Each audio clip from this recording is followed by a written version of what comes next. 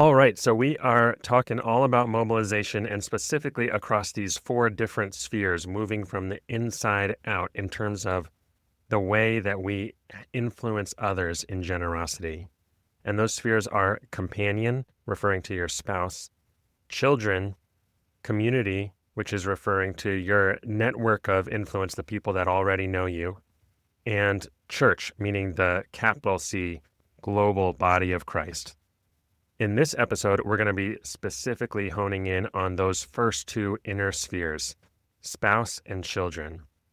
Yeah, so let's take a look at our first sphere of mobilization, which is companion or your spouse. I think you and I would both agree that when you are aligned with your spouse and navigating the generosity journey together with your spouse, it is a totally different experience than if you are not aligned. This is the case in just about anything within a marriage, but we're talking specifically about generosity for these purposes. Yeah, and I think when couples are coming into generosity, sometimes that beautifully happens in pretty good sync where people are maybe exposed to the same kind of triggering events or relationships that draw them into generosity at the same time. But it's also pretty common for that journey to start a little asynchronously, where one spouse might be really eager to move forward and another a little bit more hesitant or cautious in how they are looking at generosity as a whole, especially if it's a big change to how they have been operating within marriage, within the household for a long time. That's a pretty common experience that we've heard from many givers over the years. Well, as you might imagine, the process of getting aligned with your spouse is not always accomplished in one conversation. It can be a little bit more of a progression over time that we want to take a closer look at. So, what does it actually look like to grow in unity around generosity within a marriage? Well, I think of this progression as walking through 5 phases. And not everybody might start at the first phase. You might start already kind of part of the way into the process. But these 5 stages kind of help guide the process of coming together in generosity. So the first stage is uncertainty. And that's where both spouses are still kind of trying to figure out where the other is coming from, especially if one is very excited or eager about generosity and the other is pretty hesitant or trying to maintain the status quo, especially if it's been that way for a long time. The next stage after that is what we call respect. So moving from uncertainty to respect, which is at least starting to understand some of where your spouse is coming from. And this obviously comes through lots of conversation. Then respect naturally flows into compromise, which is both people trying to move towards a common middle ground, each making some concessions in order to move towards unity. And then compromise leads to the fourth stage of unity, which is having a shared vision and plan for generosity, operating from the same kind of framework. And then there's actually, I think, a fifth stage beyond that, which we call multiplication. And we have seen this in many beautiful examples from couples over the years, where once a couple has really solidified their unity and generosity, there is a natural overflowing mobilization to others around them, that they draw others into generosity almost as a form of natural discipleship to the people around them.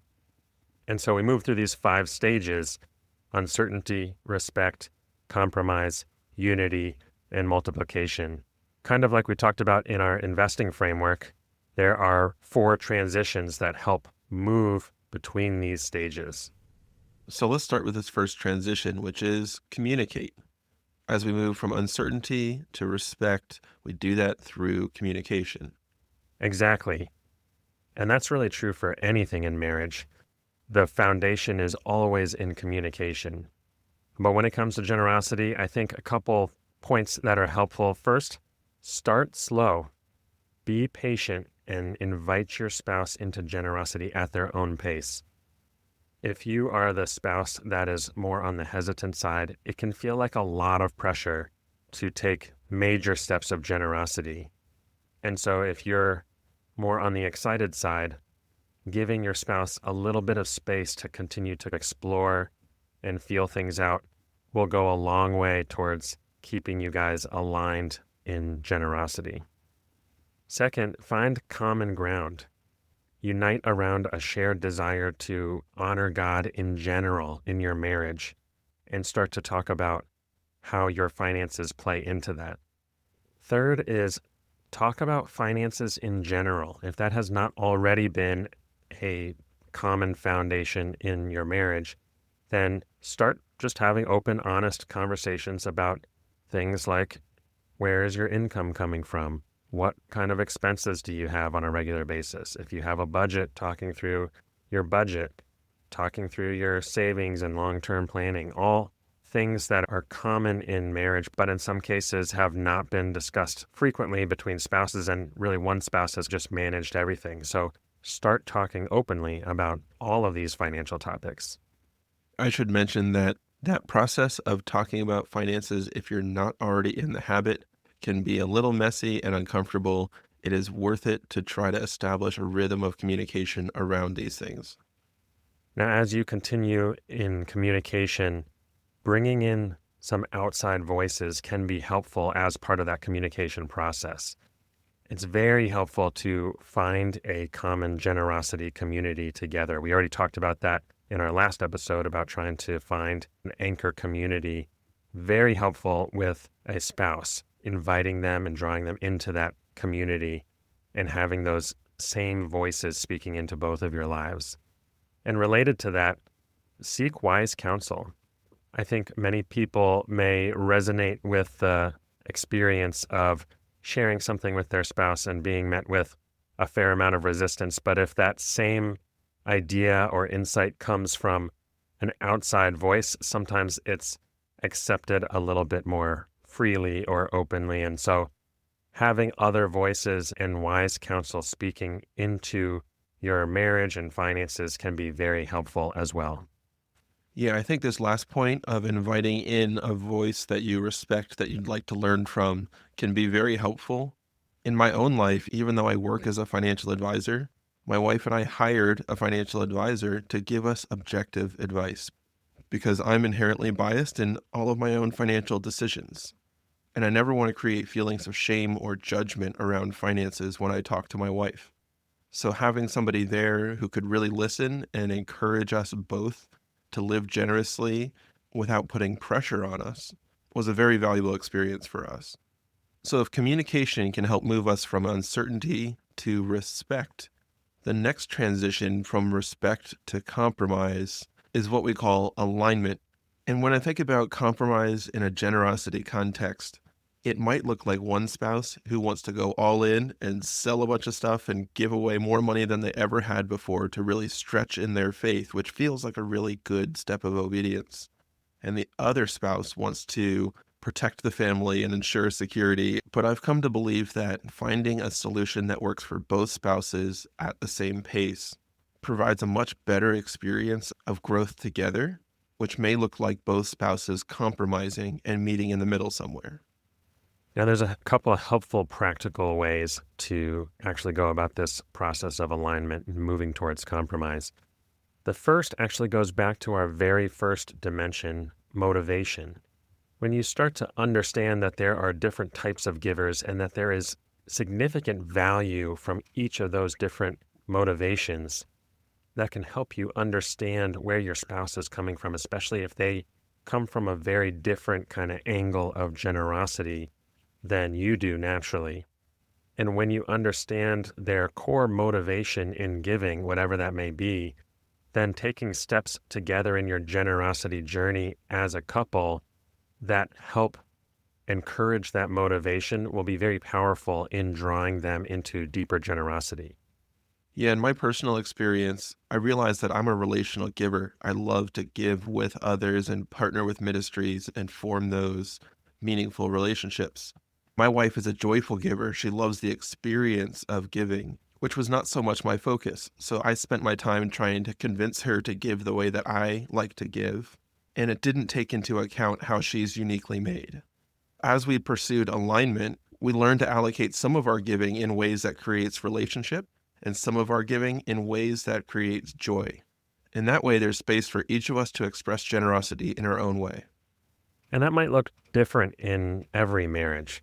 Maybe your spouse is an impact giver and that is very foreign to you.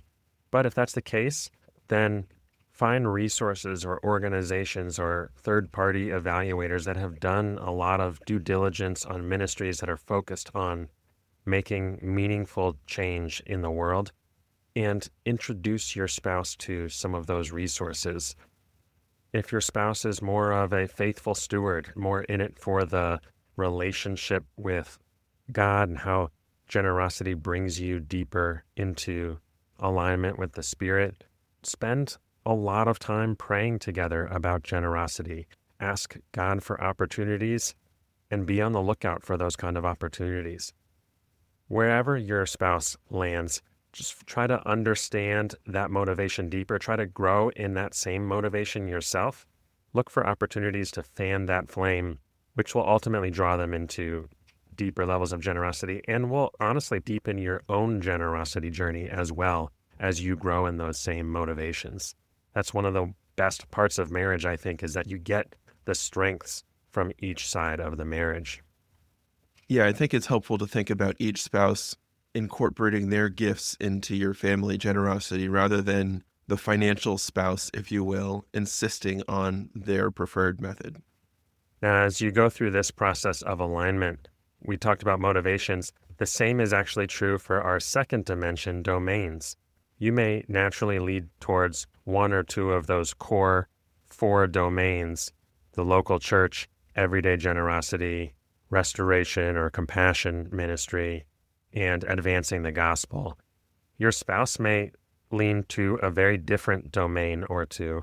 And so trying to deepen and understand your appreciation for the domains that they're naturally drawn to is also very important at this stage of compromise. We know that we all grow and are drawn deeper into the journey of generosity to the degree that we take steps in all four of those core domains. However, specifically in this process of moving towards compromise, trying to grow in your appreciation for those domains that your spouse most naturally draws towards is going to be very helpful in moving you towards unity and deepening your own generosity journey. So that's, I think, one of the most helpful things at this stage in the journey of moving towards unity. And once again, compromise will likely take more than one conversation. There are all kinds of different aspects to generosity as we've studied throughout this podcast. Finding a balance with your spouse in things like how much to give, when to give, what to give, where to give, even why you're giving. Incorporating the perspective from each spouse is going to improve your overall experience and potentially reduce a lot of friction in your giving.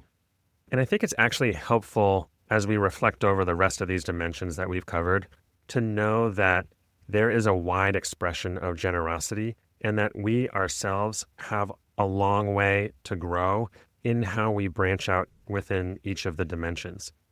I know early in my generosity journey, it was easy for me to be pretty tunnel visioned and to think the way that I saw generosity was the way, like it's a linear journey and this is how you move forward. And to the degree that my wife didn't see generosity that same way, she just was not as far along in generosity. That was not the case at all. Really, we both were bringing different strengths to the generosity journey, and I had just as much to grow in the areas that she was naturally strong in. And so seeing generosity that way and understanding that you have a long way to grow in each of these dimensions is very helpful in embracing compromise and kind of mutual growth as a couple.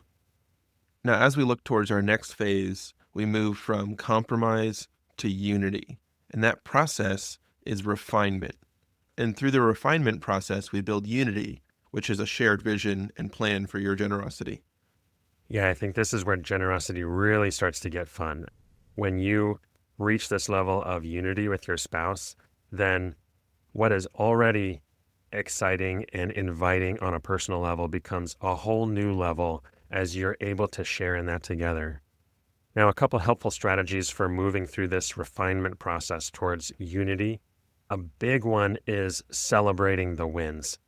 I'm actually not so good at this naturally, and I have been really encouraged by other givers who do this really well. As you start to have shared experiences together with your spouse in generosity, celebrate that. Tell those stories frequently and share them with others, especially if you have been able to find some kind of a generosity community. Share those stories together.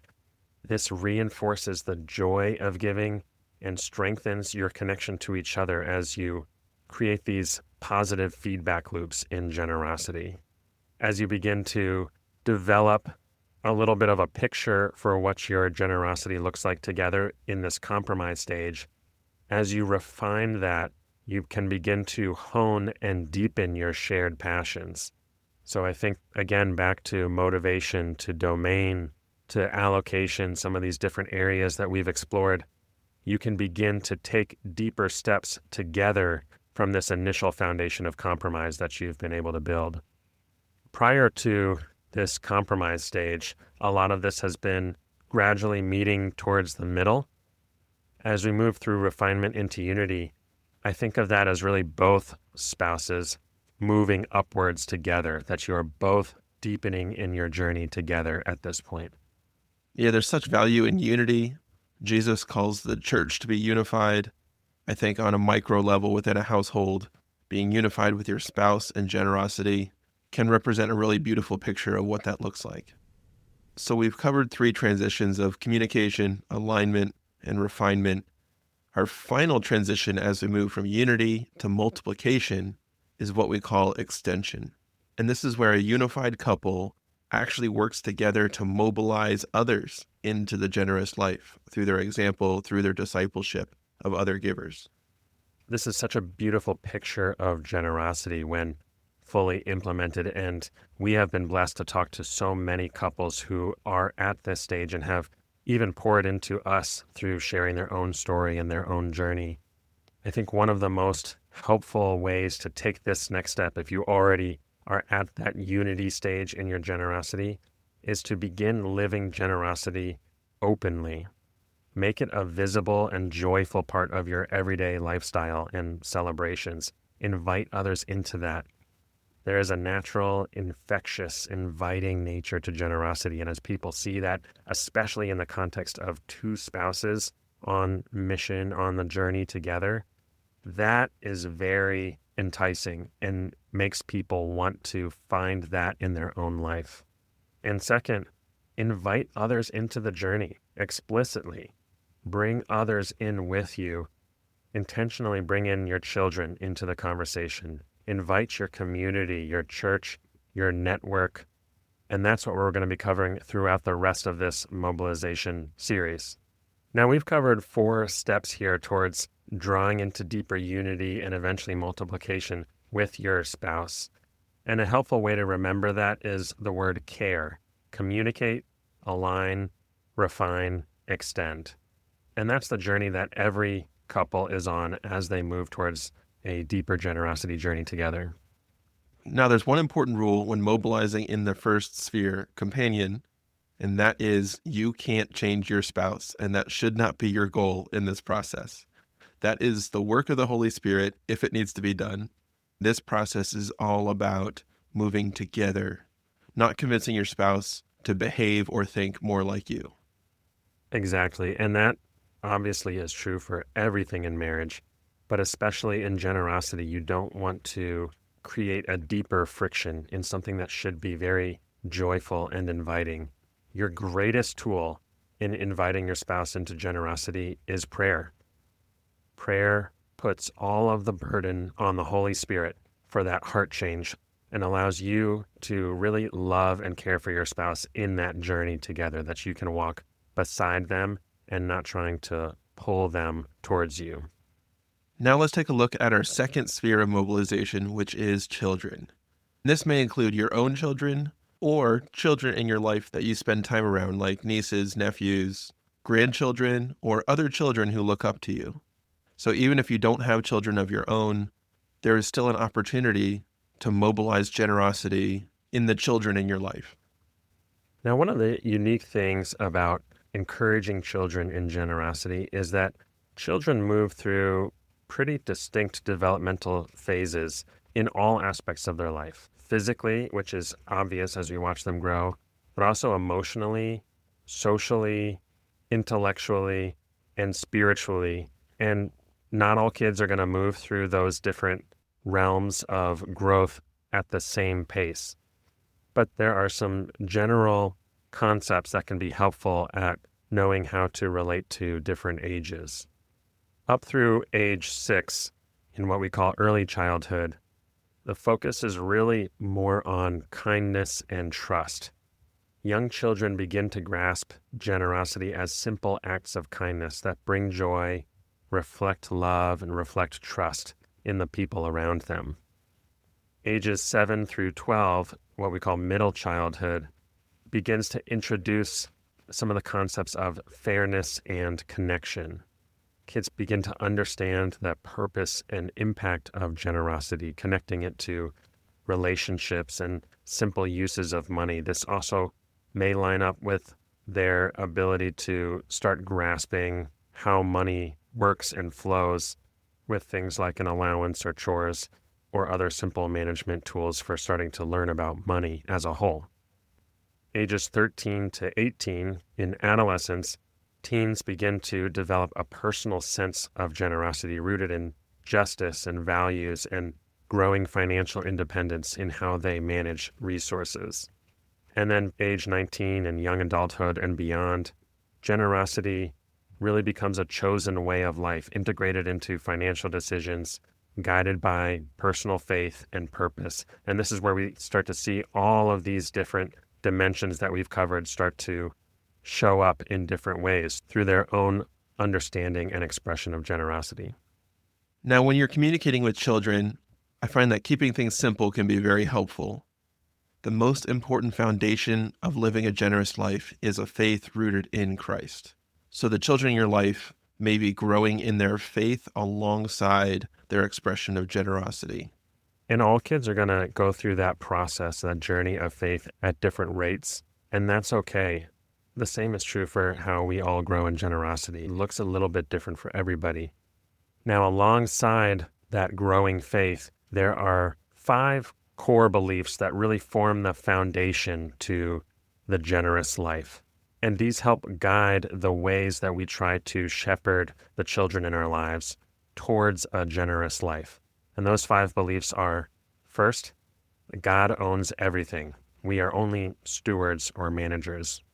Second, wealth and possessions are fleeting. Third, excess wealth or resources can be dangerous. Fourth, giving brings joy and blessing. And fifth, we are called into God's greater story, that the story is not ultimately about us.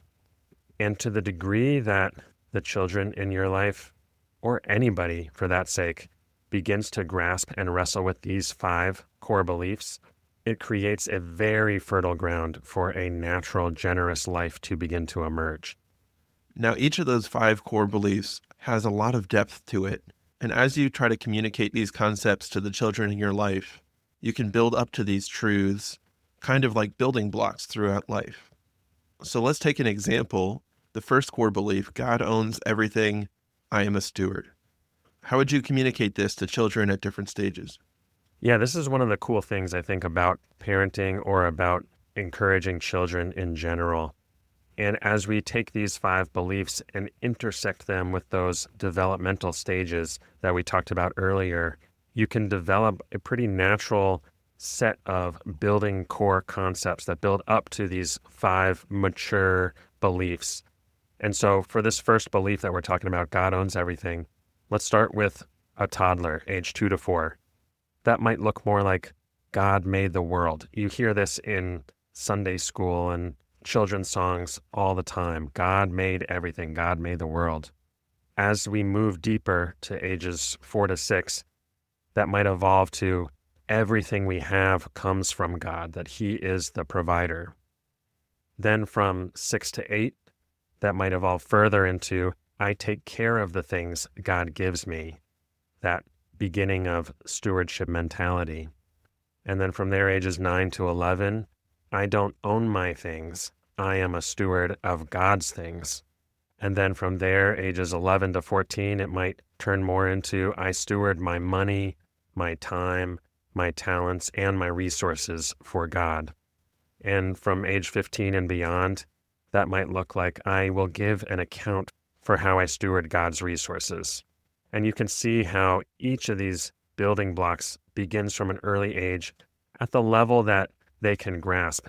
It's really about finding where the next step is in that journey and encouraging kids with that step. And so you can go through a similar kind of process for each of these 5 core beliefs, creating building blocks all the way from toddlerhood up through the teen and adolescent years and beyond to young adulthood. Contextualizing these messages to meet children where they are developmentally can really help to build on these concepts. But communication is just one part of the strategy. We found a really helpful tool called the MVP framework, courtesy of Compass Financial Ministries. And that stands for Model, Verbalize, and Practice. Yeah, this is a super effective way to convey concepts, especially some of these more abstract concepts, to kids at every developmental stage.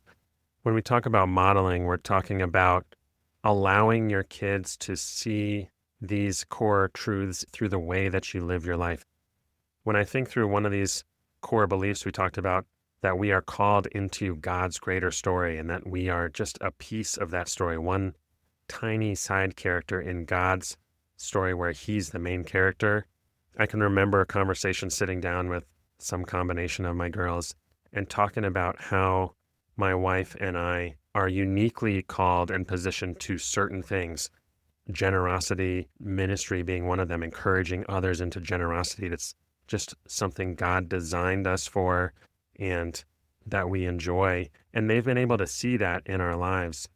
Another passion area for us is foster care. They've been very integral in seeing that play out in our lives and even in being a part of that themselves. And so modeling that we are doing our part in this bigger story has been really helpful for them in starting to explore as they get older how they may integrate into this bigger story themselves, how God has uniquely created them. As we look at the second component of the MVP framework, we talked about some ways that you can actually verbalize these 5 core beliefs to children at different stages. But what does that look like in your life? Yeah, I think the things that end up sticking the most is using the real life that is happening all around them to introduce these components that, if these 5 truths or beliefs are always in the back of your mind, trying to find everyday circumstances where you can illustrate those, that's going to really stick. And a great example in our lives that comes to mind is when my oldest daughter was probably 4 or 5. We were at the park. She was holding a balloon, and she had the quintessential childhood experience of accidentally letting go of the balloon. And we watched it float away into the sky until it disappeared. And she was in tears over losing this balloon. And I was comforting her in that moment. Once she had settled down a little bit, there was some space to just introduce this idea that, hey, none of the things that we have are going to last forever. Going back to this core belief that we talked about earlier, that wealth and possessions are fleeting. And I said, this balloon we only had for a short while, but even the things that seem like they will last forever are also all going to be gone someday. Our car that we drive in every day is one day going to stop working, and it's just going to be a rusty pile of junk in a junkyard somewhere. Even our house will probably not exist where it's standing right now, and something else will be built in its place one day. None of the things, even those that seem permanent, are going to last forever. And through that conversation, she was able to start to grasp a little bit of that concept. And she's many years older now, but there have been multiple times where she has brought up that conversation in the context of something else, maybe something bigger that she has lost of value, and just recalling that concept that the things in this world are temporal. As she continues to grow in faith, that sets a strong foundation for her to start to look at the things that are eternal and to want to invest in those things instead, knowing that everything around us is temporal. So, as we look at the final part of this tool, how have you been able to give your kids opportunities to practice generosity themselves? Yeah, I think each of these five core beliefs can have elements of practice as well at different stages. One of the straightforward ones that we use that many others have used in some form or another is using an allowance jar system. So there's lots of versions of this. The way that we've done it in our house is that once the kids are age 5, we start giving them a small allowance, and we actually divide it up into 4 jars: save, spend, church, and give. And the reason we split up those last two is just to give them a more broad expression of generosity, so they know that they have a commitment to their local church and they get to put that money into the little box in the back of the church each week, but also that we have this separate give side that they are able to use. They've used it for spontaneous kind of generosity to strangers or people that they've interact with, and they've been able to use it to support different kind of ministries and stuff, especially as they get a little bit older. And so allowing them to actually use money that has been entrusted to them in some of these different ways has been helpful. But the same is true for all of these different beliefs. There are ways to practice and give them space to try and explore what it looks like to be generous. So, just to recap those core beliefs of generosity, God owns everything. We are stewards or managers. Wealth and possessions are fleeting. Excess wealth can be dangerous. Giving brings joy and blessing. And we are called into God's greater story. So that wraps up our overview of the first two spheres of mobilization, companion and children. In our next episode, we're going to cover the final two, community and church. Stay tuned.